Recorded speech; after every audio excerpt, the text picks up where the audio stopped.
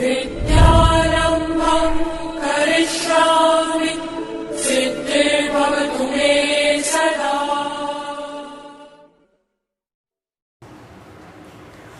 संघर्ष करते हुए मत घबराना, क्योंकि संघर्ष के दौरान ही इंसान अकेला होता है। सफलता के बाद तो सारी दुनिया साथ हो जाती है। मैं हूँ राजू शर्मा सर और आप सबों का बहुत बहुत स्वागत है हमारे YouTube channel delight classes Motihari में।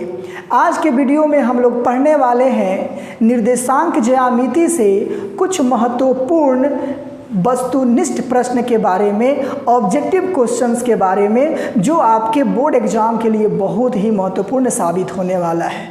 तो चलिए हमारे साथ। यहाँ पे सबसे पहला नंबर सवाल दिया है कि बिंदु -8, 6 किस चतुर्थांश में स्थित है। तो मैं आपको यहाँ बता दूँ, ये जो आपका कार्तीय तल होता है, हम एक नंबर क्वेश्चन के बारे में जान रहे हैं।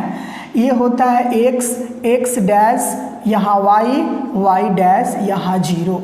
तो इसको कहते हैं प्रथम चतुर्थांश, इसको द्वितीय, इसको तृतीया और इसको चतुर्थ चतुर्थांश। आप जानते हैं कि जिधर डैश लगा होता है उधर माइनस में होता है, जिधर डैश लगा होता है उधर माइनस में, जिधर डैश नहीं होता है प्लस में। तो मैं इस घर की बात करता हूँ तो इस घर में x और y से मिल करके ये बन रहा है, तो यहाँ प्लस है, यानी प्रथम चतुर्थांश में प्लस होता है। दूसरा का बात करते हैं तो यहाँ माइनस है और यहाँ प्लस है, यानी दूसरे में माइनस प्लस। तीसरा का बात करते हैं तो यहाँ भी माइनस, यहाँ भी माइनस, तो माइनस। और चौथा का बात करते हैं तो प्लस और माइनस। तो यहाँ पे माइनस है और यहाँ पे प्लस है, तो माइनस प्लस कहाँ है? माइनस प्लस आपका दूसरा घर में है। तो किस चतुर्थांश में है? तो द्वितीय चतुर्थांश में है। हम इसको क्या कर देंगे? कलर कर देंगे। अब 2 नंबर सवाल कहता है कि किसी बिंदु की x अक्ष से दूरी उस बिंदु का क्या कहलाती है। तो मैं पहले ही वीडियो में बताया था, ये 2 नंबर सवाल भी समझ लीजिए। ये जो आपका कार्तीय तल होता है x डैश, यहाँ y डैश 0, तो x वाले को कहते हैं भुज और y वाले को कहते हैं कोटि। तो यहाँ पे बात कहता है कि x अक्ष से दूरी, तो x अक्ष से दूर कौन होगा? y वाला होगा, तो इसको क्या कहेंगे? कोटि कहेंगे। तो हम b को क्या कर देंगे? कलर कर देंगे। समझ में आ रहा है? अब 3 नंबर सवाल कहता है कि बिंदु इतना और इतना के बीच की दूरी, तो आप लोगों को तो पता ही है कि बीच की दूरी कैसे निकालते हैं, ऐसा ही ना होता है। एक दिया है -5, 7 और दूसरा दिया है -1, 3। तो बीच की दूरी के लिए क्या फॉर्मूला था? याद आ रहा होगा आप लोग को, √x1 - x2 का स्क्वायर प्लस y1 - y2 का स्क्वायर। याद आ रहा होगा। तो इसको हम कहते हैं x1 y1 और इसको कहते हैं x2 y2। समझ में आ रहा है? तो आप बताइए कि x1 कितना है? x1 -5, फिर माइनस x2 कितना है? -1, तो ये +1 हो जाएगा, इसका स्क्वायर प्लस y1 कितना है? 7 माइनस y2 कितना है? 3, इसका स्क्वायर, और इसके ऊपर रूट है तो रूट तो देंगे। तो चलिए 1 में से 5 घटाएंगे तो हमारा जवाब यहाँ आ जाएगा -4 का स्क्वायर प्लस 7 में से 3 गया तो 4 का स्क्वायर। तो यहाँ देखिए माइनस का स्क्वायर प्लस हो जाता है, 4 चौका 16, फिर 4 चौका 16। ये 16 कई बार हुआ? 2 बार, तो 16 कितना हुआ? 32। तो इसको ऐसे लिख सकते हैं ना, 16 गुना 2, तो 16 का वर्गमूल हो जाता है 4 और √2 अंदर ही रहेगा। तो ऐसा ऑप्शन कहीं है क्या? 4√2, तो यहाँ पे है 4√2। समझ में आ रहा है? अब यहाँ पे कहता है 4 नंबर सवाल में कि मूल बिंदु का निर्देशांक क्या होता है। तो आप जानते हैं, यहाँ ध्यान दीजिए, ये जो होता है हमारा x dash, y y dash यहाँ 0। तो एक्स अक्ष और वाई अक्ष जिस बिंदु पे आके काटता है उसको कहते हैं मूल बिंदु, और मूल बिंदु पर एक्स भी 0 और वाई भी 0। तो 0 0 कहीं है, यहाँ पे है, तो हम ऑप्शन सी को क्या कर देंगे, टिक आउट कर देंगे। ठीक है। 5 नंबर सवाल देखिए, कहता है कि बिंदुओं ए तथा बी को मिलाने वाली रेखा का मध्य बिंदु पूछ रहा है। तो यहाँ पे 5 नंबर सवाल है, मध्य बिंदु।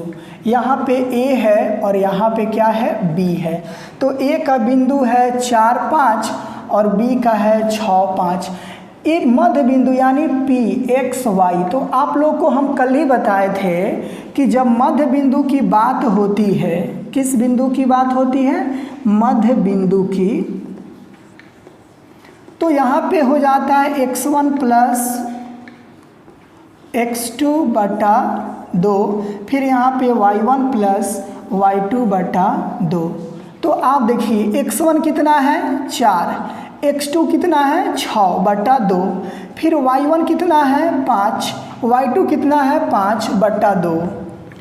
तो यहाँ पे 6 4 10 बटा 2, 5 5 10 बटा 2, काटेंगे 2 पचे 10, 2 पचे 10, यानी क्या आया 5 5। ऐसा ऑप्शन है 5 5, यहाँ पे ऑप्शन नंबर बी। तो हम बी को क्या कर देंगे, कलर कर देंगे। अब देखिए यहाँ पे 6 नंबर सवाल, देखिए 6 नंबर कहता है क्या कि 2 अक्षों के प्रतिच्छेदी बिंदु को क्या कहा जाता है। 2 अक्ष यानी x अक्ष और y अक्ष जब एक दूसरे को काटता है तो क्या कहा जाता है। तो मैं तो आपको पहले ही बता दिया था, यह x अक्ष हो जाता है, ये y अक्ष हो जाता है। तो यहाँ पे जब काटता है तो इसको क्या कहते हैं भाई, मूल बिंदु। तो मूल बिंदु कहीं है, ऑप्शन नंबर बी। तो हम बी को क्या कर देंगे, कलर कर देंगे। चलिए फिर अब आते हैं 7 नंबर सवाल। 7 नंबर सवाल कहता है कि बिंदु 2 3 की दूरी मूल बिंदु से होगी। तो मूल बिंदु से घबराइए मत, मूल बिंदु का मतलब हो जाता है 0 0, और एक आपका बिंदु दिया हुआ है 2 3। तो इसको आप कहिए x1, इसको कहिए आप y1, फिर यहाँ पे कहिए x2 और फिर इसको कहिए y2। अब यहाँ पे दूरी निकालना है तो निकाल लीजिए, दूरी तो बहुत हल्का है। आप जानते हैं कि x1 माइनस x2 का square plus y1 minus y2 का स्क्वायर, ये ना होता है root under x1 minus x2 का square plus y1 minus y2 का स्क्वायर। तो यहाँ रूट अंडर x1 कितना है 0 माइनस x2 कितना है 2, इसका होल स्क्वायर प्लस y1 कितना है 0 माइनस y2 कितना है 3, इसका होल स्क्वायर। तो यहाँ पे 0 में से 2 घटाएंगे माइनस 2 का स्क्वायर प्लस 0 में से 3 घटाएंगे माइनस 3 का स्क्वायर। तो माइनस का स्क्वायर प्लस हो जाता है 2 दूना 4, माइनस का स्क्वायर प्लस 3 3 9 9 4 कितना होता है 13। 13 का वर्गमूल तो कुछ होता ही नहीं है। देखते हैं ऐसा ऑप्शन है कि नहीं है। ये कितने नंबर सवाल था, 7 नंबर सवाल। तो रूट 13 कहीं है, हाँ यहाँ पे है रूट अंडर 13, यानी हम सी को क्या कर देंगे, कलर कर देंगे। अब लास्ट सवाल है 8 नंबर, कहता है कि कार्तीय तल में, कौन सा तल भाई, कार्तीय तल। आप जानते हैं कार्तीय तल ही होता है, जानते हैं कि नहीं जानते हैं, कितना हम बता दिए हैं कि कार्तीय तल इसको कहा जाता है, यही हमारा कार्तीय तल है। तो कहता है कि कार्तीय तल में स्थित किसी बिंदु 3-4 में कोटि का मान क्या होता है। तो मैं आपको पहले ही बता दिया था कि x वाले को भुज कहा जाता है और y वाले को क्या कहा जाता है, कोटि कहा जाता है। तो यहाँ सवाल कहता है कि कोटि का क्या मान होगा। तो कोटि में ई x हो गया और ई हो गया y, तो y वाले को ही कोटि कहा जाता है। तो क्या जवाब होगा, -4। तो -4 कहीं है, ऑप्शन नंबर ए।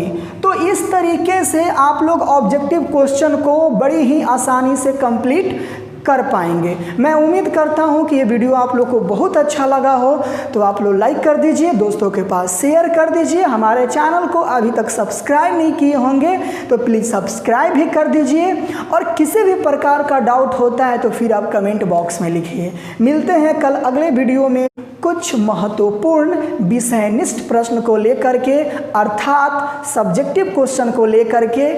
चलते हैं, जय हिंद।